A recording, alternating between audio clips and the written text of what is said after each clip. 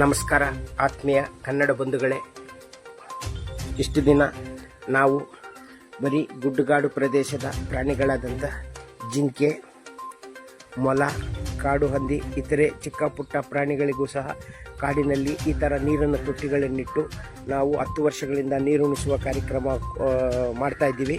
ಈಗ ಒಂದು ಹೆಜ್ಜೆ ಮುಂದೆ ಬಂದು ನಾಡು ಪ್ರಾಣಿಗಳಾದಂಥ ಹಸು, ಎಮ್ಮೆ, ಎತ್ತು, ಕುರಿ, ಮೇಕೆ, ನಾಯಿಗಳಿಗೂ ಸಹ ನಮ್ಮ ಮನೆ ಅಂಗಳ ಇದು. ನಮ್ಮ ಮನೆ ಅಂಗಳದ ಪಕ್ಕದಲ್ಲೇ ರಸ್ತೆ ಇರುವುದರಿಂದ ಇಲ್ಲಿ ಸುಮಾರು ನಾಡು ಪ್ರಾಣಿಗಳು ಓಡಾಡುತ್ತಾ ನೀರಿನ ಅಭಾವ ನಮಗೆ ಅರಿತು ನಾವುಗಳು ಇಂದಿನಿಂದ ಈ ಕಾಡಿನಿಂದ ನಾಡಿಗೆ ಅಂತ ಒಂದು ಕಾರ್ಯಕ್ರಮ ಹಮ್ಮಿಕೊಂಡು ಈಗ ಸದ್ಯಕ್ಕೆ ಒಂದು 600 ಲೀಟರ್ ಸಾಮರ್ಥ್ಯದ ನೀರಿನ ತೊಟ್ಟಿಗಳನ್ನಿಟ್ಟು ನಾಡು ಪ್ರಾಣಿಗಳಿಗೂ ಸಹ ನೀರುಣಿಸುವ ಕಾರ್ಯಕ್ರಮಕ್ಕೆ ಚಾಲನೆ ಕೊಡ್ತಾ ಇದ್ದೀನಿ.